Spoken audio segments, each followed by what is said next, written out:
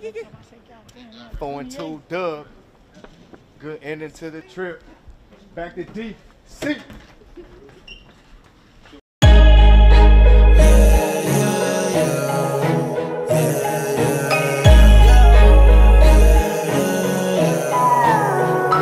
One more ride, one more race. We go all out, we don't play. One more ride, one more way. We don't slow down, ain't no breaks.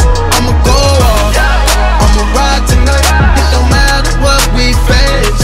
I'ma go off, I'ma ride tonight. I'm the master of my fate. I'ma go off, I'ma go off, I'ma go off, I'ma go off. Yeah, I gotta go now. Taking off and I'm riding on the road. Yeah, what's up, Wiz fans? What is up? What is up? What is up? It's your boy Karen Mingo. The Wiz did again. We did again. We beat the Kings 123 to 111. We had a 4-2 West Coast, not West Coast, a 6-game road trip. Impressive. Very, very impressive 6-game road trip. Now, we could have easily been 5-1 if it wasn't for that Toronto loss at the buzzer. But 4-2, I'll take it. And get this, to myself, I didn't tweet it out, but I predicted we would go 4-2. Cause I thought we were going to beat Toronto. We did beat the Magic, Golden State, and Sacramento. But I think I said we're going to lose to Phoenix and Utah, but we did beat Utah, though. I'll take that. So, 4-2, we'll take it. And 3-1 out west for the second time this season. And get this, out west, not the south or north, out west, we combined 6-2, lost to Phoenix and the Clippers. Like, highlight that. We beat Denver. We beat Denver, beat Portland, the Lakers, the Jazz, the Warriors, like, you name it. Like, we should be in the Western Conference this year because we own the West. We beat, like, the top 6 teams in the Western Conference. Man, we love the Western Conference. We love the West Coast. Let's talk about this win against the Kings. The first 3-4 minutes of the game, we were playing good defense. Great defense. Westbrook setting the tone again. He was finding Alex Len and Danny Avdia early. Like, we had a nice lead, but the Kings, they made a nice run because they're knocking down threes. Because I said one of my keys to the game was defend the three, because Kings, they are a streaky three-point shooting team. They can get hot from three where they want, but their offense, the Wiz offense was flowing. They couldn't miss when they were making layups, taking shots. But the first quarter, we shot 68% from the field. Like, they couldn't miss. They were on fire and fuego. Second quarter, the defense was still on. Like, offense still on point. It was complete domination. I was like, this is gonna be a blowout. I'm like, might just chill, you know what I'm saying, and probably, like, might go to bed because I hate seeing blowouts, even when we win or lose. But Kings, they made a run. They had a 9-0 run to cut it to 9 because we're going to get this stat later. It was the freaking turnovers that led to Kings' points. And the Wiz, they were trying to finish strong at the half, but the Kings, they cut to a 10-point game going to the break. Because I said we had a let up, but I said during the third quarter, I said put them away. But we did not. It was still the same old thing over and over and over and over again. The turnovers. Like, each time we go up 10, 11, 12, they find a way to keep the game close. And it kept coming and coming because of the freaking turnovers. And I think they cut the lead to 6 at one point. But I think once Bertans, Ish, and Gaffer came back in, gave us a nice lip, but it's still the same old thing over and over and over. Because get this, through 3 quarters, we had 21 turnovers. How is that possible? Like, I never seen that. But the 4th quarter, Russell Westbrook, like he knocked down like 3 mid-range shots in a row at one point. I said, here we go again. But the Kings, did they lose their cool in the 4th quarter? They got tech at the tag. Because I think the kid Terrence Davis made a monster dunk over Robert Lopez. I'm like, whoa. And they got a tech for taunting. But the laser, Davis Bertans, knocked down 2 big threes to go up 17. But I said, Russ, what can you say? And Bradley Beal, I always say this every time, Bradley Beal doing Bradley Beal things. And they cut the 15-point lead down to 9, but it was too little too late. Too little too late as we got done. And by the way, in case you noticed, the Kings, that's my brother's team right there. My brother's team right there, Sacramento, but we pulled even. They beat us in DC, we got Sacramento. Let's get to these numbers right here. Bradley Beal finished with 31. He went over 30 first time, I think, in about a month or so, I think. 10-22 shooting and 5 turnovers. And Westbrook, triple dub Russ, does it again. 25 points, 15 rebounds, 11 assists, 7 turnovers. And he had 4 steals, though. And if you combine Russ and Brad field goals, they combined 22 of 44. I'm like, not bad, because when they shoot almost 50% field, they cannot lose. And like I said, Bertans, he has 16, 4, 7 from 3. Like I said, he cannot go crazy. Just knock down the big shot, and we shall be good. And Ish, and he had nice 10 points, 3 assists, and get this, he played more minutes than Raul Neto. I mean, we didn't see Raul Neto live. He played 3 minutes, 3. I'm like, and it paid off. I know Gafford, he didn't do much, but where we now, what, 4-1 now since when he's when he plays, big impact. As for the Kings side, Fox had 33 points, 13 and 20 shooting, 6 assists, 5 rebounds. Kid's good, man. He's gonna be an all-star real soon. Watch. That's all I gotta say. And he has 6 steals. 6 steals. And Whiteside, he had a nice game. 12 points, 9 boards, 4 block shots. Like, where Whiteside go? Whoever does Whiteside, like the Heat and the Blazers, that other team found a way to get better. But team stats here, we won the field goal percentage. We shot 52% shooting. The Kings 46, so nice defense right there. The threes, the Kings won that. They were 9-27, that's 30%. Wiz 7-24.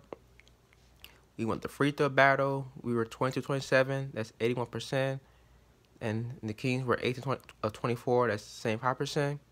But the rebounds, that's why I won the game. The boards, we were plus 25 on the glass, 56-31. Because the Kings, they were so thin because they had no there was no Bagley, no Holmes. So basically, there was like a thin team, and we had 14 offensive. So good job. But let's get the freaking turnovers. We turned over a total of 24 times and still won. Like, how? And the Kings, they had 17. But it was just a sloppy game for both teams. A combined 41 turnovers for both teams. Like, very sloppy basketball. And the Kings had 17 steals. 17. And if you combine Fox and the kid Halliburton steals, they combined for 12 steals. That's 12 combined. But, well, end of the day, the Wiz got it done.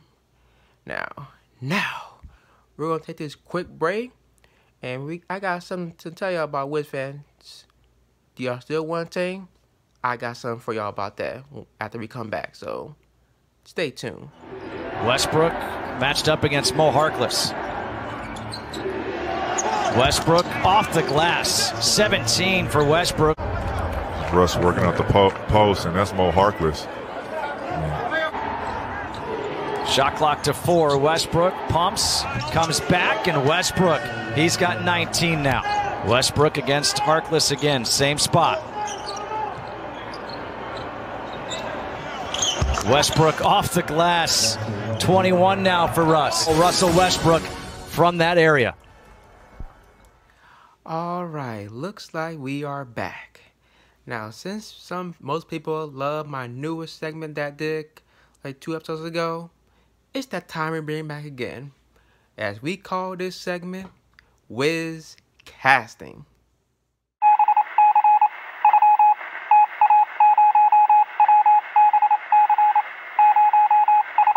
Alright, now last week I was tuned into my favorite podcast to tune in on a weekly basis, and that is the Triple W Podcast. The lovely ladies, you got Karita, you got Becca, Candy, and Bree. Now, I was yelling on this one part where they're talking about should the Wizards tank or should they fight? And the answer, you gotta watch this. Take a look and listen where this part got my attention. Watch this. We got about a month or so left in the season, and we're going to be the moment of transparency. We were all talking before we started recording, and we were like, dang, remember the first episode? We had all these high hopes. Oh, the Wizards going to the playoffs. They're going to be a 5th seed. They're going to do this. Now look at us. They have the talent. They do. They do. They do. But we can't. This is the biggest mystery of all season. Like the biggest WTF. Like they're talented enough, but we don't know. We can't pinpoint what's going on. So I don't know what happened. That's why we're starting to inch towards you, Scott. Right. So it's like, what now? What now, ladies? Like, what are we hoping that they make a push for the playoffs, or have we already just accepted defeat and be like, all right, nobody else get hurt, and let's just coast this thing out? I'm going to start with Bree. Oh, that's a tricky question. Your heart wants them to go for it. Loaded question. Right. You know your heart wants them to go for it, but yes, of course. I mean, we will be watching these games, so no, I do not want them to give up. Please, like, continue to push forward and to make it to to something. I won't give them a playoffs or finals or anything like that, but just keep putting it out there, keep playing, like not giving up. And yeah, I'm definitely praying no more injuries. I mean, I will never say tank. I don't believe in that as a fan. I don't think that's how athletes play. But what I will say is I felt like they should go for a playoff push in February when they were performing. But after the All-Star break, they've gone, 2-15?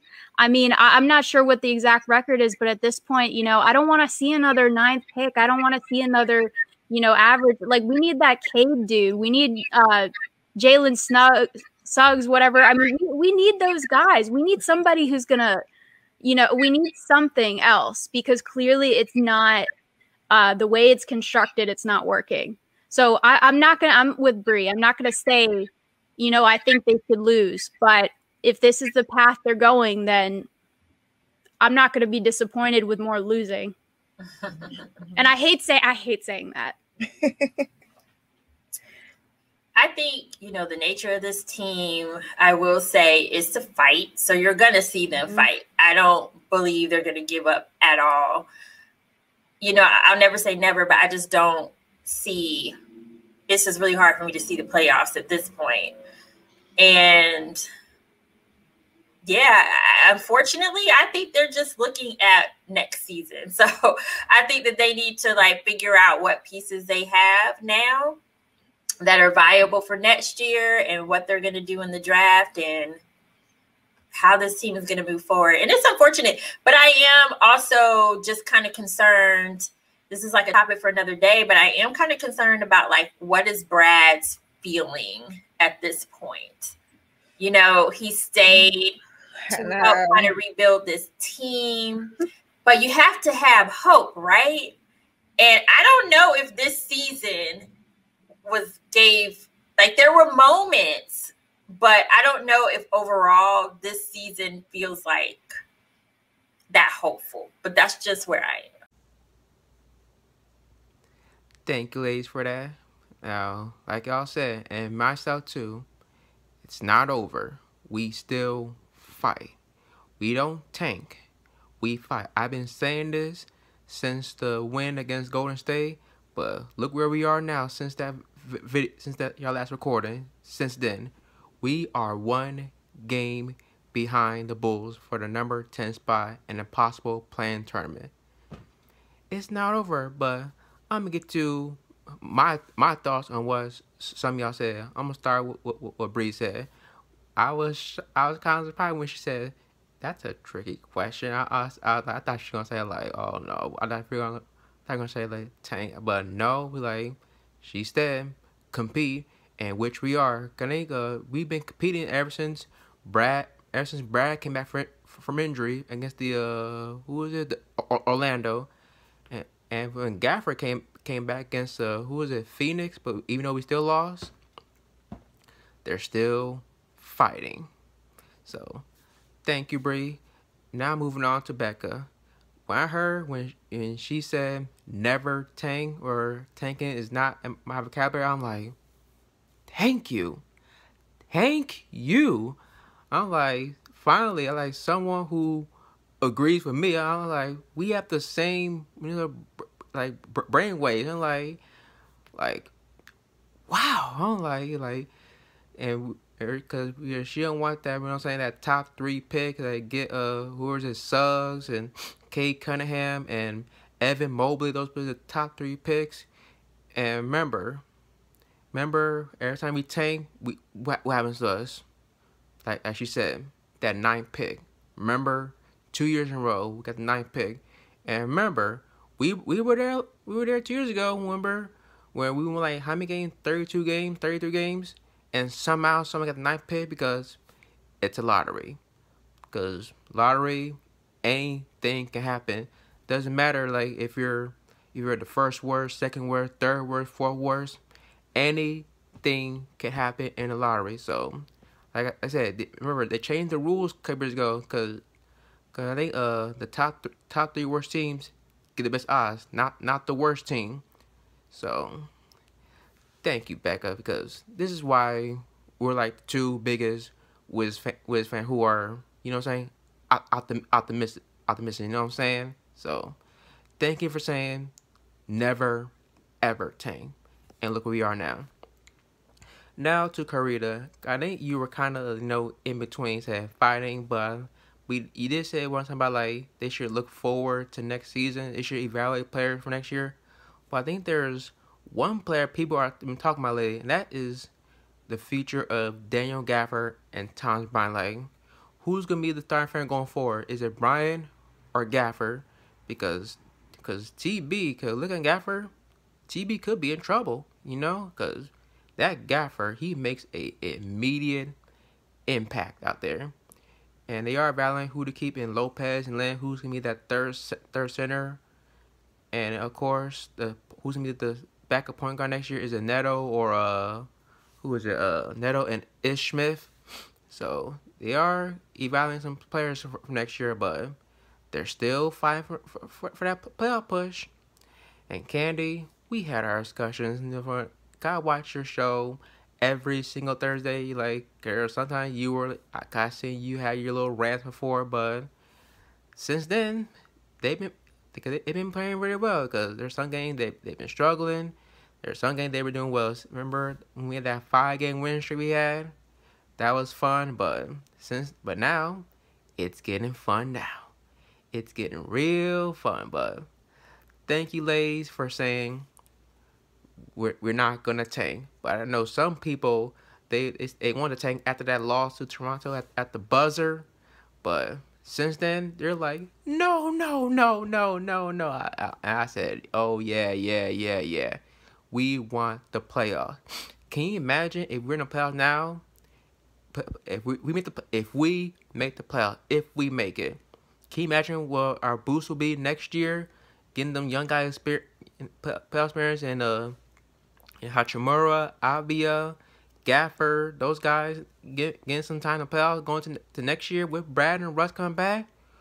Woo! That's it. So watch out for that. Watch out.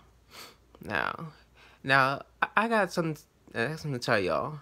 I do love in the very start of the show, y'all put y'all own, your Spotify playlist, y'all songs y'all do. I've been listening to some of your songs, but some of them I have on my playlist, but rest of them I'm like, you know what I'm saying? But I love listening to music. Music is one of my favorite thing.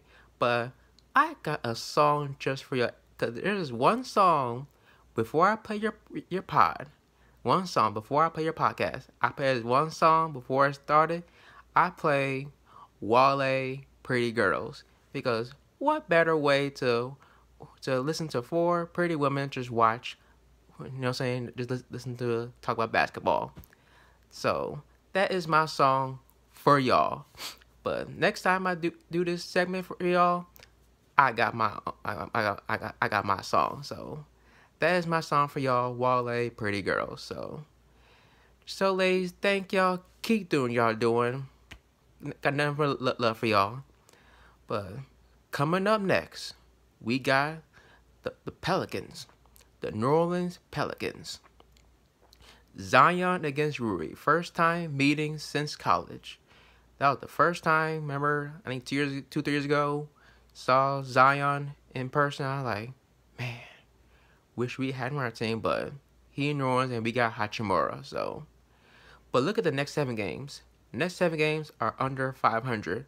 The Pelicans, I think the Pistons, the Thunder, the Warriors, the Thunder again, the Cavaliers, and San Antonio. So it could make a strong push. Like I said, we want that play-in tournament. It's not over. So like I said, don't tank, fight. So that is it for today. Thank y'all for watching. If you don't follow me on Twitter, y'all know the deal. It's at CatMingo. Same on Instagram. My Wiz page on Twitter is at Wiz_Nation. And Instagram, Nation_Wiz. Thank y'all. Good night. Peace.